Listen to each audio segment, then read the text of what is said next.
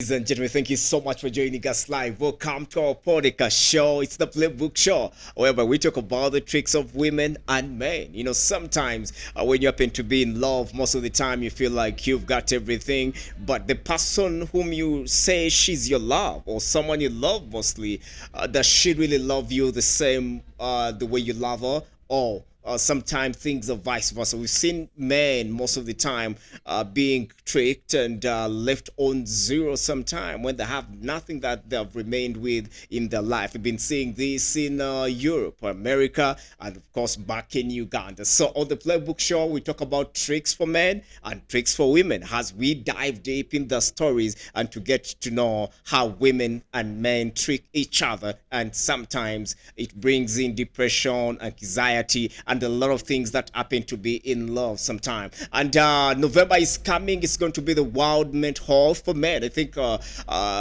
World Mental Health.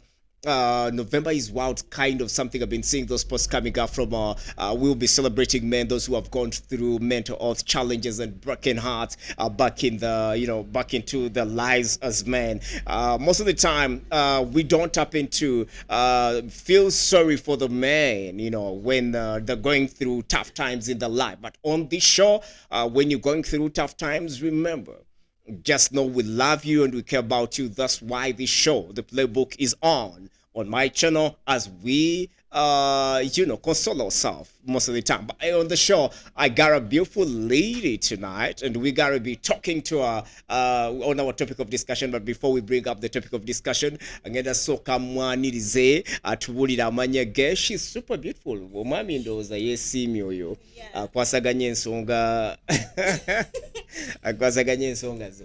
How are you doing? I'm okay. How are you? I'm fine. Yeah. Obulamu bulungi ndowooza ondaba. Nkugambye wena olabikanga kyakulya era singa nalina amaanyi nandibadde nkugambayo akagambo naye oba oli awo siyina maanyi oga amanya gaffe Amanya abampita Linda Darnden. yeah The chosen general. Wenti. The Pass of glory. As you see. yeah Yeah. Jeno omenya mitima gy'abasajja watuuka ku ssali abajjeno okumenya emitima oba Not really. yeah Yeah. I'm just a general. oh yeah Yeah. Yeah, I'm okay. just a general in bit ways. yeah As you see. oh I see you era ndowooza jagamba producer oba oli awo akube kafe javas oba wano mu Jinja batwete ku byokulya kuba omwana olabika bulungi. Okay, olunaku lwali tugenda kugera ku nsonga nnyingi. Video zitambula nnyo, nsanze nnyo abaana b'obuwala oba abakyala abafumba abali mu mukwano. Abaana b'obuwala n'abakyala abasinga baagala nnyo okugoba abasajja mu maka oluusi baba bagazimbye bonna oba oli awo omusajja yagazimba. Ne kituleetera ku nsonga egamba lwaki abakyala muli babbi nnyo okutuuka ku sseeryo. Oluusi mutayi yateekamu akasente ke oyagala omufungikirize ogambe nti wano wange, get out from my house, and this man maybe worked hard to make this money and to build this house, but time comes you want to steal many things because you feel like you're vulnerable, emotional, mugenda mukoti atenga you don't feel sorry for this guy. Lwaki mwagala okuzza abasajja ku zero sometimes? Emu yaffe teri nti twagala kubba abasajja. Naye most of the time you men, yeah, whenever you get some command, let's say, you change, okay? Yeah. Mukyuka nofunayo abakyala abalala ate nga nze mbeera waka nga nze mama w'abaana, as in like twebuild nze ffenna tukoze ffenna ebintu byaffe. Yeah. Time neetuuka nti gwe ofunyayo akakyala akalala. Oyagala ku moving on with another woman. Yeah. Ate nze mba ntya oyo omukazi omulala gwoba ofunye agenda kukola ki, agenda kutwala ebintu by'abaana bange. That's why most of the time olaba nga abakyala bavayo ne bakayanira ebintu by'abasajja so kuba nti baagala kubibba naye they fight for their children. Yeah. So, but of course, you're in a relationship now. I know I have nina abana now. I have children, and they say bisinga tukolera batabanyiba for baba walaba fe bisere bisinga. So you mean when I get another wife, it doesn't mean it ngenda kubanga ebintu bye tukoze ngenda bitwalo. Lusi nyizo gamba nti tubadde mu relationship. Nitufunamu obutakkaanya. Kituka ekiseera mu abakyala nga tuli mu mukwano guno ne mufuna embeera. Either kati waliwo challenge ejja. Nkwetaaga tuli mu mukwano kati nga gwe wayenze oba gwe waleese obuzibu naye in that case oyagala ate ogoba omusajja ng'oluusi kiri ku saidi yo ensobi yiyo, but of course still because akasajja kakutte bulungi yakutute 360 owulira nti ono gw'olina kamugobe. Munange Brian, let me tell you Yeah. this. Mm. Kyogambye nti oyinza ofuna omukyalo omulala naye nga ayimuyo oba okimanyi nti oyina abaana some sort of the kind. Yeah. Naye these side chicks bemufuna eyo wabwe outside. Yeah. Yaba akimanyi nti omusajja ono gwenjagala oba omusajja ono gwenfunye ayina ennyumba ayina amataka some sort of the kind. Yeah. Kati ye ayimuye aba ayagala kutwala ebyo ebintu eby'abaana.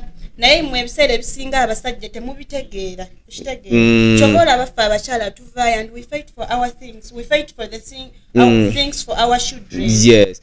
But it comes to the children. What about, for instance, when you committed an offense, you cheated or you did something in our marriage, kati ne kijja because omusajja oli yakukwanye oba naawe bakukwanye wakiitinze and this guy wants also you to chase away your husband in the house kuba already oyina ekyapa oyina ebyobugagga by'omusajja kati ng'olaba ono yakukwanye maama akuyita kibebi kati nogaa kati omusajja gwendudde naye nga tutoba kamugobe.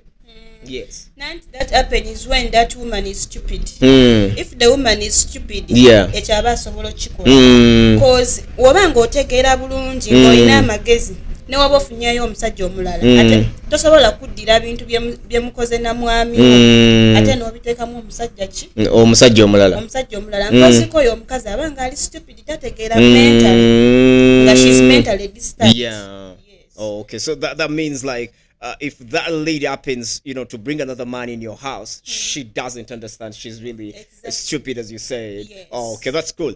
Kati wetuvaawo kyandibadde kirungi ekyokugamba nti let me work things with my wife or with my baby tubeere nga tukola ebintu ffe noba kyandibadde kirungi when I'm buying lands, I'm buying everything as a man. I should just okuba nga mbyegulira nga nze ogwange gwakuleeta nenkulaga baby naguzaawo naye nga kwaba baddewo nekubaguze erinnya lyo teribeerangako. That's not right. Let's say, Brian, you are going to buy something. Let's say motor vehicle. Let's say land.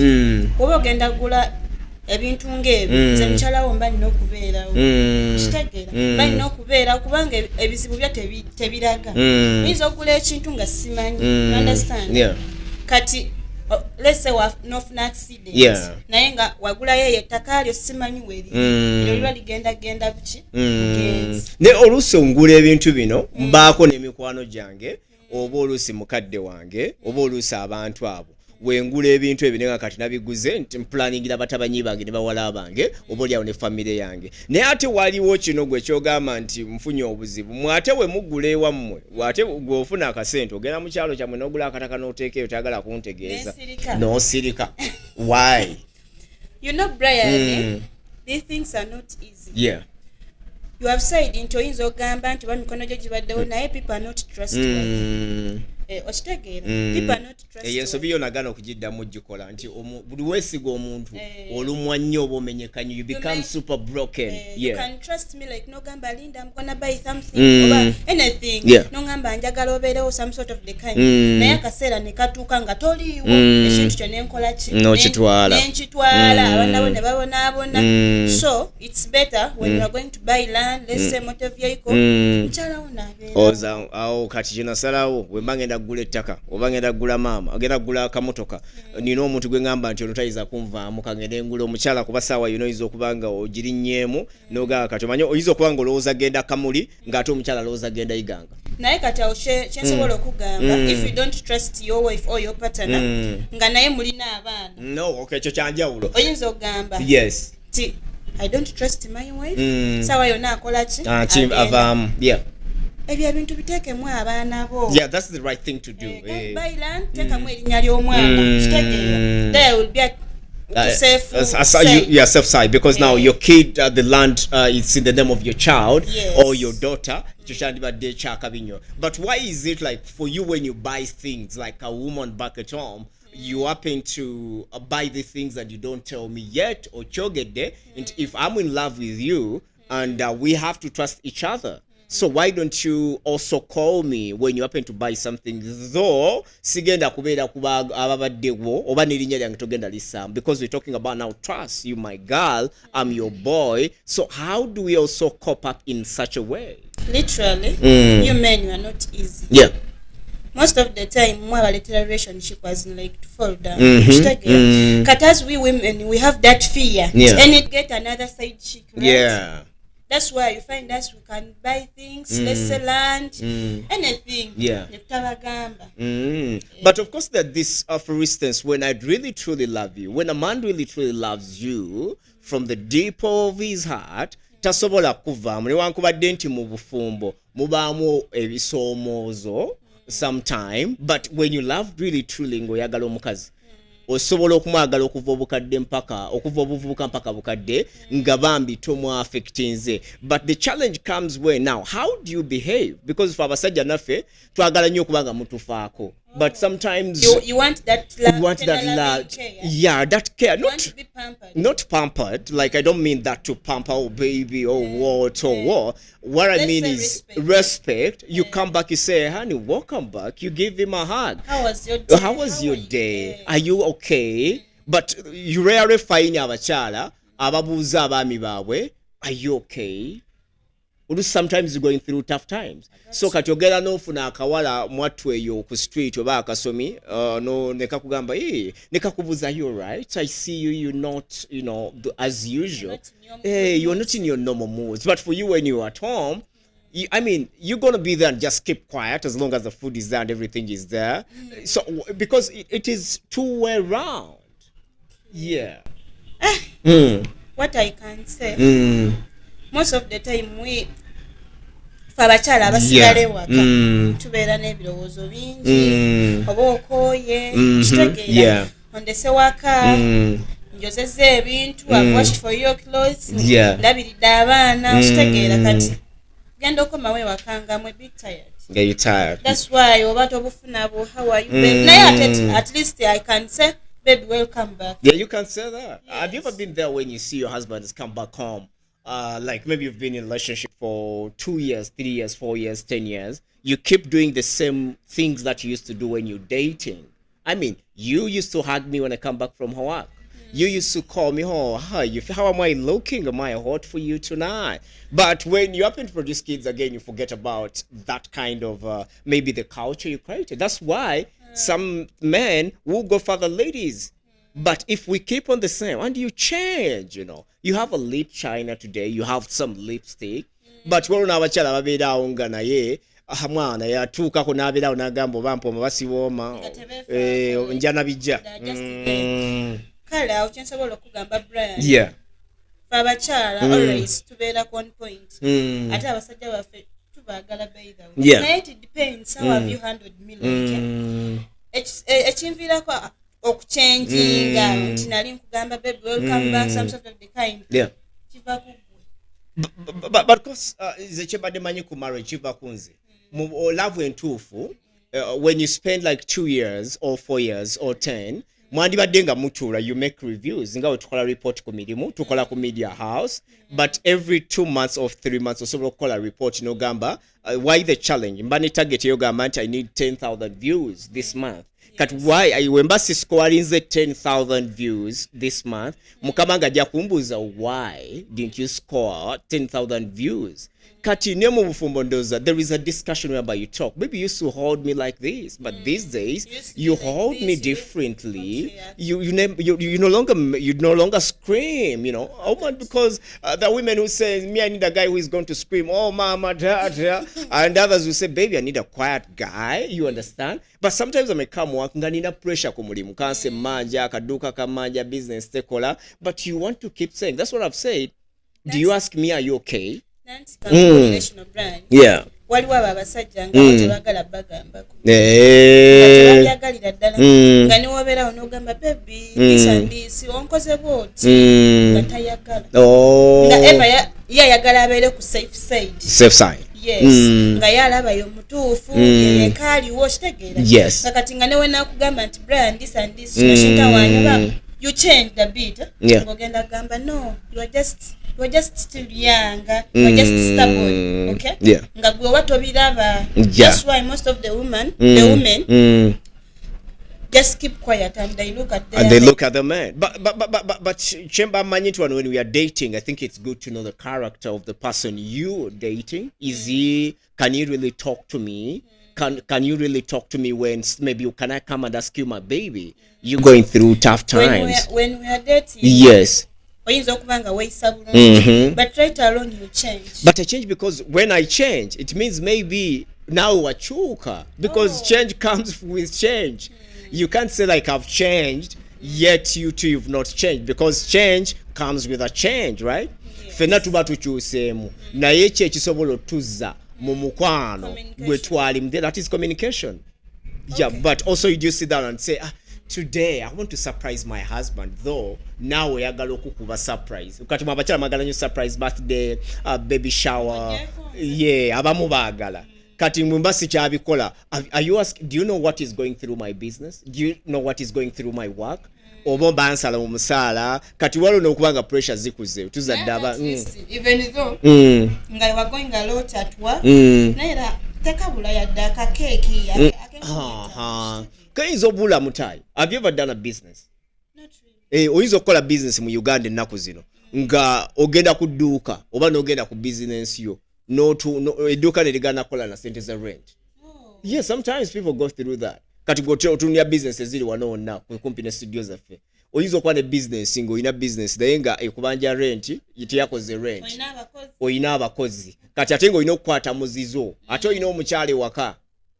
So all in all, tulina okwetegeera. And what I can advise to you men outside there, yes, get a partner who can really understand. Yeah. Ngasobola otegeera n'agamba nti kati leero omusajja wange talina. Yes. Ate mufune abantu abaagala brain. Yeah, really, that is very important. Omuntu waba akwagala ajja kuba akusaasira. Yeah. Naye omuntu nga takwagala takusaasira. I don't have money. I'm going through a lot.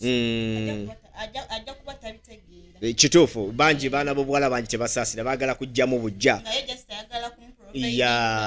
Yeah. The life goes on, which is not okay. That's what Linda said. Get a lady or a woman who really truly loves you, because if you don't get that person when it comes to your tough times or tough days, or when you're going through some situation, sometimes that's how you know that she doesn't really care. Kati tukoze tutyo kubanga tukendeza obubi bw'abakyala ababba abasajja ne babateeka omanyi abasajja bagwedda lolo omukwano. Yes, yeah. Tukoze tukendeza embeera eyo nga wogambye nti tufuna omuntu gw'oyagala. Kati omuntu ali mu mbeera saawa zino nga going through depression and a mental health challenge kulwa family kulwa omukazi nga amutaddeko embeera. How can you advise such a person right now podcast on the Playbook Show? What I can advise yes. out there, nga bali mu depression because of us. Yes. Ladies, I may say, bewale nnyo okola ebitunyiiza. For example, tuyinza okuba nga we are married for like 10 years. Naye n'olaba nga kati nze nagwako nofunayo ka side dish. Akalabiko bulungi, yes. And Brian, let me tell you this. Buli mukyala yenna ng'akitegedde nti olinayo omukyala omulala. Yeah. You won't get peace in your home. You won't get that respect yalinga akuwa. Era ekiddirira kyekyokuba. So what I can advise all in all, in my conclusion, abasajja mwesonyiwe side chicks.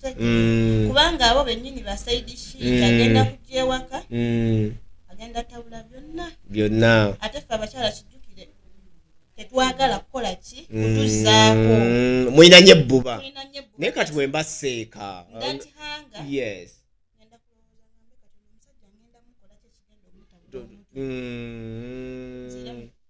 Omukubba. Okay, Ngalinda wabagambye, but of course for men, as the chesero kugamba, don't love too much and don't be so much deep in love, because ekyo kijja kubanga tekikola bulungi. But of course, knowing the person you're dating and the person you love, it is really very important to know that. This is our podcast whereby we talk about challenges and challenges that men and women go through when they happen to be in relationships or in love. A couple of us, we say love, neda. Let's really focus on building and loving our children if we got them, and if you have children, those that are new mwana o okusinga. Even focusing on work. Yeah, focusing on work is very important. Building your own media empire, as we're doing right here. I want to appreciate you, ladies and gentlemen, and I want to appreciate a couple of people who are going to be our sponsors. Sicilian Wines at Oboja Raw. These guys are coming on board, and also we have Medi Furniture right in Ginger Town. We're gonna be also working with Medi Furniture and hosting shows right there at Medi Furniture. And of course, so don't forget to join to go to Remit Food Hub right at Iganga Road. They have continental and continental food, local cuisine, buffets, and everything. That food, local made food, right, made in Uganda, planted in Uganda. Just happen to go to Remit Food Hub, breakfast, lunch, and everything is there. My name is Brian Sichiranda. It has been the Playbook Show right here on my channel.